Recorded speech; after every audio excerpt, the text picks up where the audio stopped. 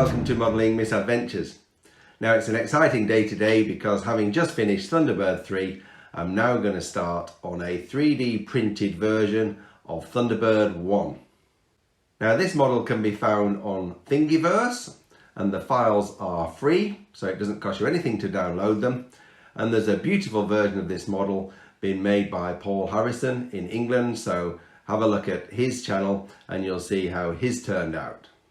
Now this is the model as it appears on Thingiverse. And I've already printed out all the parts and I've actually scaled them up. So this is going to be bigger than the version as it appears on Thingiverse, but I've scaled it up to be approximately the same size as my Thunderbird 3 model. Now bear in mind that that means that they are completely different scales, because in reality Thunderbird 3 was much bigger than Thunderbird 1.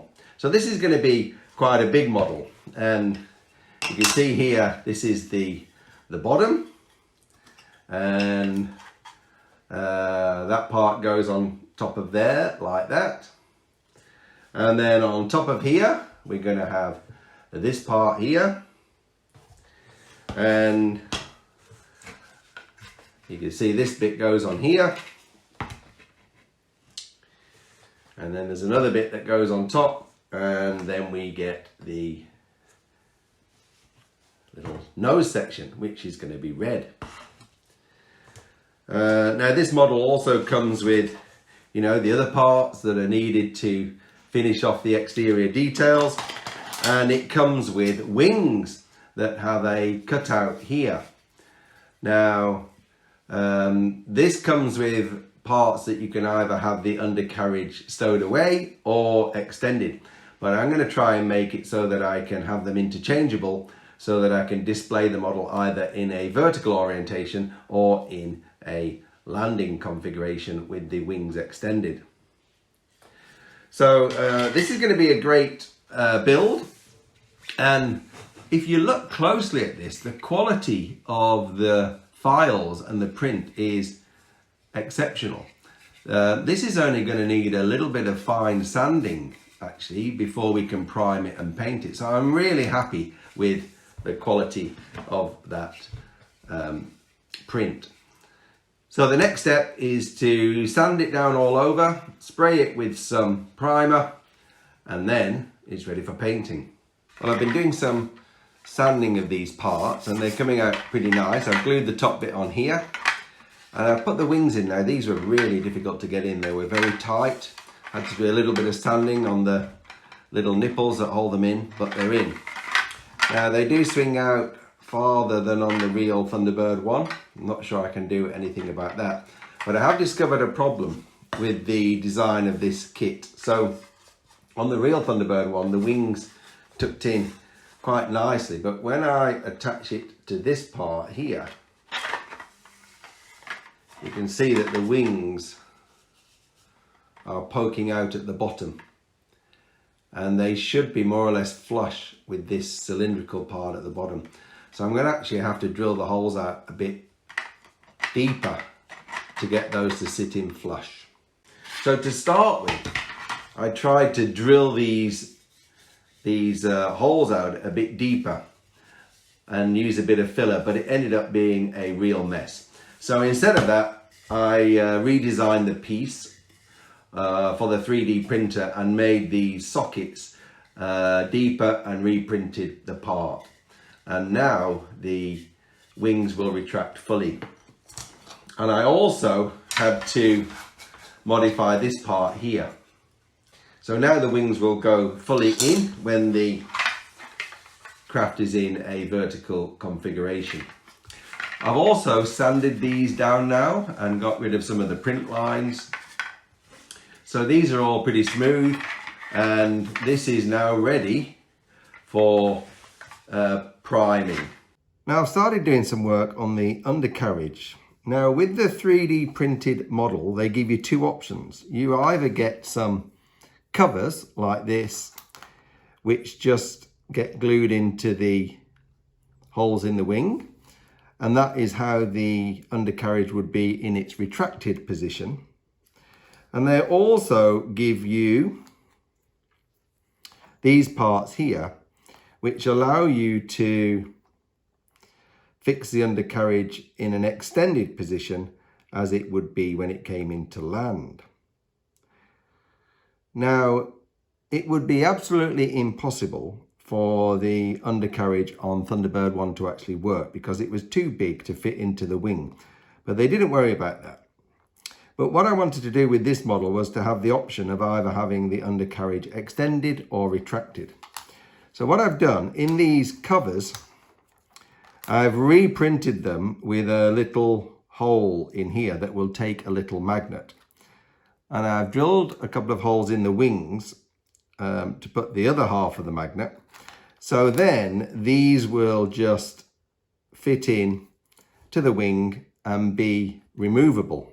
They'll just be held in by the magnets. Now for the undercarriage in the extended position, this is what I've done. So I've printed,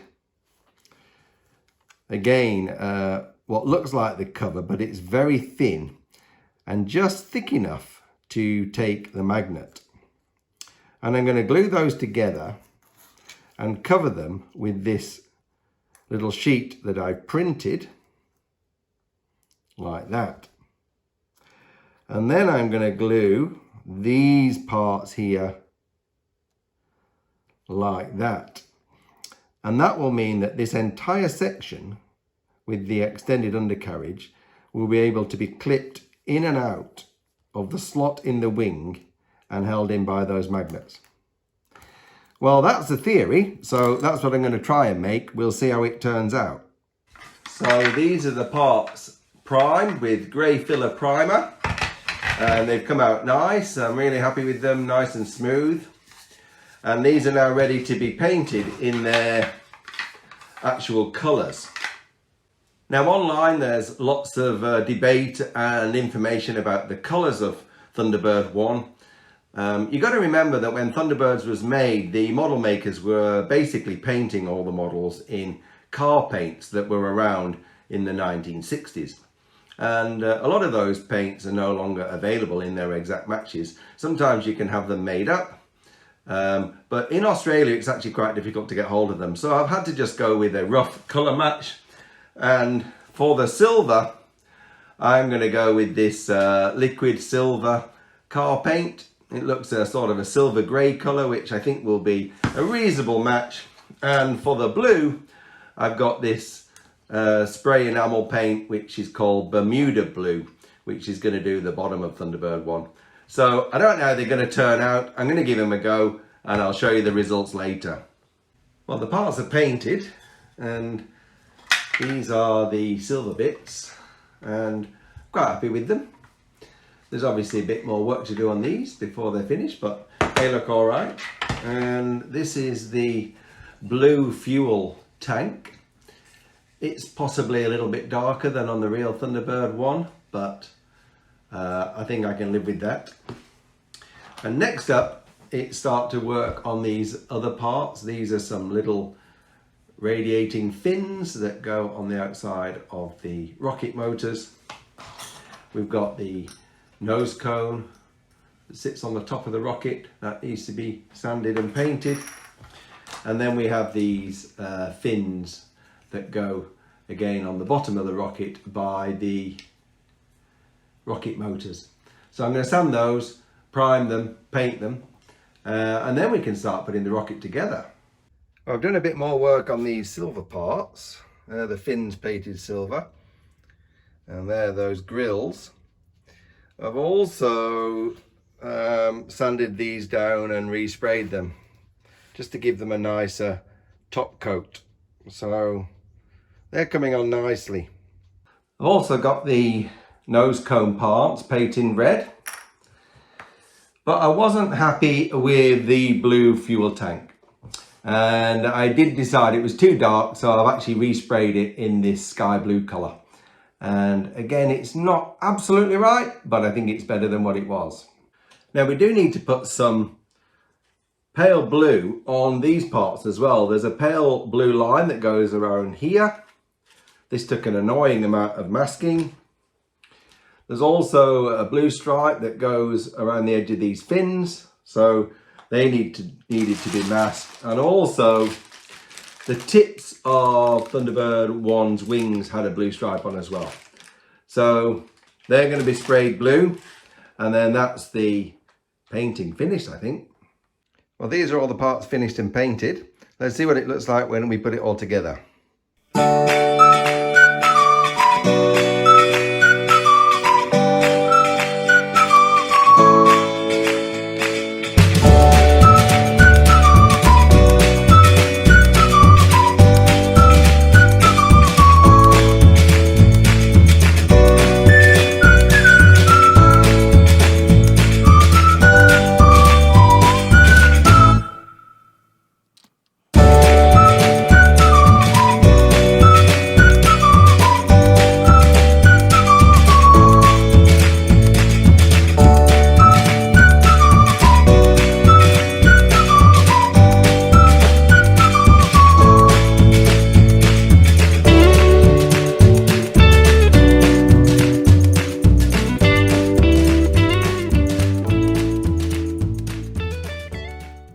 Well, I've got the model glued together now, and I'm really pleased with how it's looking. I think the colours look pretty good.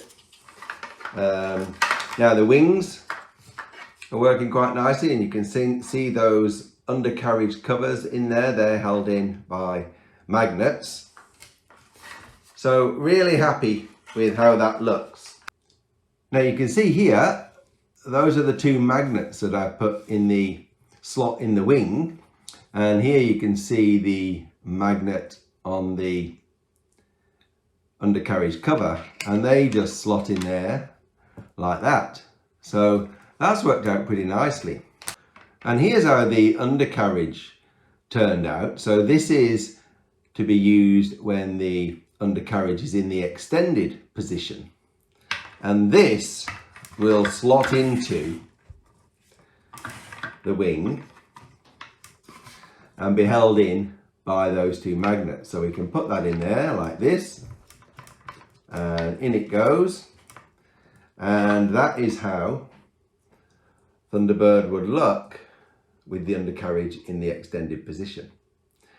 So that will now allow me to display this model either in the horizontal landing position, which is how it would land when it's on a mission, or in the vertical orientation, which is how it takes off or how it lands when it's coming back to base.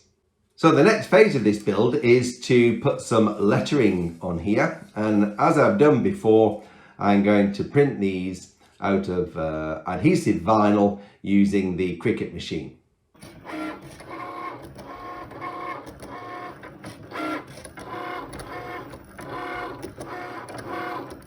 So this is how the lettering's come out. I hope you can see that. I got the fonts for these letters off the forum called eagletransporter.com, I think it is, and there's a Gerry Anderson font page on there. I gave a link to that in my last video on Thunderbird 3 if you want to find it. The one is a bit tricky. I actually had to import a picture of the one into PowerPoint and then redraw it and then export that into the Cricut machine software, and then it's cut out that number one to the right shape. So these are ready to go on. I'm going to put them on with what's known as transfer tape. This is called weeding, and it means taking out the center parts of letters that you don't need. There's the transfer tape going on.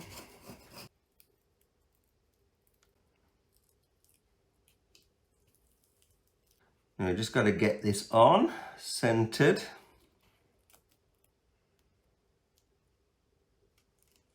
Just want to see that that is centered on those lines. Looks pretty much spot on. Now we've got to smooth this down to make sure that these letters really stick. Lastly, we've got to get this tape off without all the letters coming off. Let's see how that goes. It's coming off quite nicely. So the transfer tapes come off very nicely, and I'm just going to flatten these letters down and make sure they really stuck nicely. And then that's job done. That's come out pretty nicely. Now I've got the number 1 on here, and that's come out okay. Next, this model needs some lettering on various other parts, but there are at least 10 or 15 different versions of this on the TV show. So I'm just going to put some on where I've seen them in other models, and hopefully it'll be something similar to what occurred in one of the TV shows. Well, I finished all the markings now, and I've got the ones down here on the bottom, and this is where a lot of the models vary. Most of them will have a TB1 on here, but they don't all have a TB on here. And the TB1 up here can vary in size, and they don't all have these black stripes. So I've got some toy Thunderbird ones here. And you can see this one has the TB1 in this direction, and it has a TB here, and it has the TB1 on the side there. So this is actually pretty similar to the one that I've just made. Now this little one here, again, is pretty similar. It has a TB1 on the side, it has a TB there, it's got the 2 black stripes, and it has TB1 on the side. But this little Matchbox one here, this is another style of Thunderbird one that they had, and it just has the TB1 on here. There's no TB on there, and the TB1 on the side is actually smaller and sitting above. So you got different versions, but this is the one that I've ended up with, and pretty happy with how the markings have come out. So the next stage of this construction is to do some weathering. Now, as I did with Thunderbird 3, I'm going to do all the weathering on this model simply with pencil, because the only effect we're trying to get is a bit of dirt and grime. And so I've got some soft pencils here, and I'm going to use a 4B pencil to draw the panel lines, and I'm also going to shave off some graphite from this 6B pencil and apply it with a cotton tip swab. So all I'm going to do with these is draw some panel lines underneath that masking tape, and then do some vertical stains beneath it. So it takes quite a long time to do this, so I'll get it all finished and then we'll see what it looks like in the next video. Well, this is it, the finished model, and it looks all right, doesn't it? I'm really pleased with it. So I've done the weathering, and the last thing is I just gave it a top coat of a satin varnish just to make it all the same shade and to seal it in. But this is what it looks like. I think it's a really nice kit, this 3D printed model, and I will be able to display it both in the vertical and the horizontal configuration. So that's it from me. That comes to the end of this build. All that remains is for me to show you some close-up pictures of the model, and with that I'll say goodbye and see you next time on Modelling Misadventures.